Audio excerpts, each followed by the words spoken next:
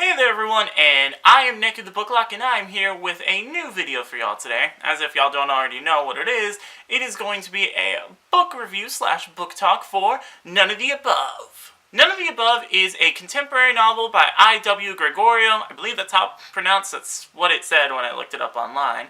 And this novel right here stars our main character, Kristen, who is a senior in high school, one of the best on her track team, fairly popular, and on her way to her dream school with a dream scholarship.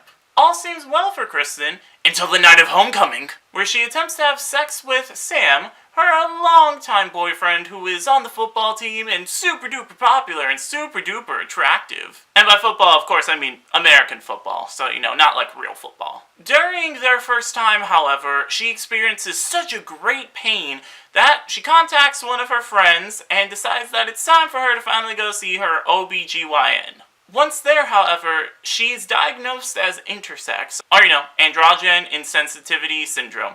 I believe that's how it's pronounced. That doesn't roll off the tongue well for me because spoken problems. Essentially, the novel revolves around the aftermath of what this diagnosis does to Kristen, as well as what essentially transpires from her home life, her friend life, her social life, everything that happens in school, her relationships, pretty much, what would happen when you get diagnosed with something. I did really enjoy the novel itself, though there definitely is a lot left to be desired. I gave this book 3.8 or 4 out of 5 stars on Goodreads, although I would say it's about a 3.8 out of 4 stars. Didn't exactly earn the full 4 stars, but I did enjoy it enough to where I can easily see myself revisiting it again in the future. There's a lot of helpful and educational information in the novel regarding androgen insensitivity syndrome, so I did really appreciate that, since honestly I didn't really know much about intersexuality. Is that technically what it would be? Intersexuality? Intersex? People who are intersex? Didn't really know a lot about that, to be honest. If anything, it kept making me think of the book Middlesex, which apparently this book was being marketed as Middlesex meets Mean Girl, so guess I have to pick up Middlesex now. Don't even know what that was about, but one of my friends in high school was really obsessed with that book, so I imagine it's probably pretty good. In addition to that, we do really get a nice exploration into how the news has affected Kristen mentally, which I did actually appreciate, since the novel is told from a first-person point of view, so we get her thoughts, we get her insecurities, we get her doubts, pretty much everything that you would expect to hear from a first-person point of view. Unfortunately, what really hurts the novel is the fact that the plot is very formulaic, and I know what you're thinking, aren't almost all plots pretty much done by now and formulaic and always replicated? Yes, but it's really hurt here, and it really hurts the novel. There's nothing really to set this novel apart from other YA contemporaries, or even contemporaries in general, that gives it a unique voice or anything really unique about it other than its subject matter. Almost all the characters are stand-ins / generic kinds of cardboard cutouts that are not really developed at all, but are more or less just in the story to help move Kristen along. That being said, some of the characters do possess some more characteristics or more defining traits than others, but not really enough to where I can say, oh yeah, this character developed. Everything that happens in the novel after Kristen's diagnosis is predictable. Whether it be from how you expect Kristen's friendships to go, or Kristen's relationship with Sam, Kristen's place on her track team, Kristen and Darren's friendship, as well as her social standing in school. Now, on one hand, this did really bother me, but it is kind of understandable and kind of realistic. I did find the situation itself believable of what was happening to Kristen, how everyone was reacting to her, especially from the Sam point of view. That totally expected, but also still realistic. But what bothered me most was the fallout that she had with her friend V. We are told that V, Kristen, and Faith have been friends for aeons, and that they'll be with each other through thick and thin, and that they have been with each other through thick and thin. I mean, characters have endured almost divorces, parent death, siblings having very specific issues, and so I kind of was expecting, I guess, that to be shown in the novel. As soon as shit hits the fan in this novel, though, it all goes kaput. It's just like, oh hey, that friendship we mentioned? Gone. Which, again, could have been done in a more realistic manner. I had an issue with the way it was done, though. It felt very, just like, oh, we need this to happen quickly, break these two up. Their argument and Kristen's feelings of potential betrayal aren't unrealistic. They aren't. But I found that the way it was handled, the way it was written, and the situation overall was kind of really lazy. I'm mostly bothered by this, by the fact that I was expecting a friendship fallout. I was expecting everything that you would expect in this novel to happen. For the most part, I was right. But there's a very specific section in the beginning of the story where, after Kristen finds out and she confesses to V about what happened, V's like, hey, this doesn't change anything. I still love you. You're still my friend. Like, I'm gonna be there for you. And it felt like the novel was trying to deviate from that. Would it be realistic to have them break up? Yeah, but would it also be realistic to have them stay together? Yeah, we live in 2017. A lot of people are very, I wouldn't say educated, but they're a lot more open and willing. And so, I mean, there are people who are more educated on these issues, but even if you're not educated on these issues, usually if someone you love is going through something, or if they discover something about themselves, you'll be like, oh yeah, you know what, I'll be there for you, this doesn't change anything. Unfortunately, the novel punks you, because that's what I was expecting. I was expecting them to break up. They go out of their way to be like, no, we're not. And then all of a sudden it's like, LOL, JK, next scene V's in. Oh yeah, argument, friendship breakup, friendship bracelets off. I hate you. I don't know, maybe I just find this trope really old and tired. Especially since, like, I've seen this trope done a lot better. For example, The Duff, the book, has this whole friendship fallout, and it felt a lot more realistic and authentic, and deserved in that. There was a payoff, there was a build-up. In this, it's kind of like the Duff movie, where all of a sudden it's like, how could you guys treat me like that? Friendship over. And I'm not even joking, that is like legitimately what happens in that movie. And again, lazy, like just, there were so many other ways to do it.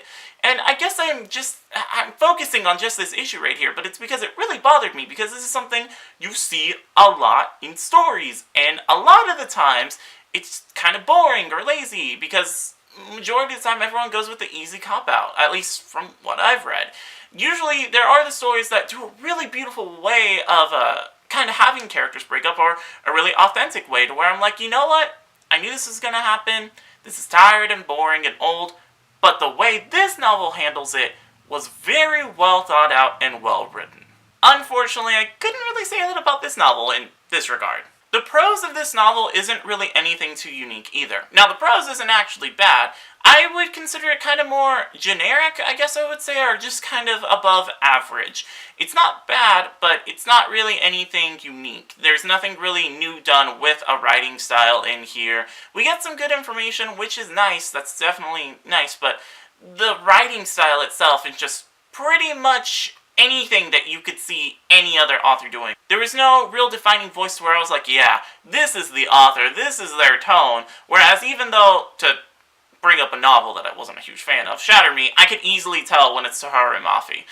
But in this one, I'm just like, That isn't to say that I didn't have a fun time with the writing style, because again, even though it's still like above average, it's stuff that you've seen anywhere else, it was gripping and enticing enough to where I did find myself losing myself in the story, losing myself in the pages, not particularly falling in love, but just like, oh yeah, I'm really like cutting through this. Like, I just kept going and going, and then before I knew it, I had read about 200 pages, and it was like 3:15 in the morning, which I worked at 10 a.m. that morning, so that was kind of bad. If it's someone who's picking up a contemporary for the first time, I think they'll like it a lot more, because you have your tropes.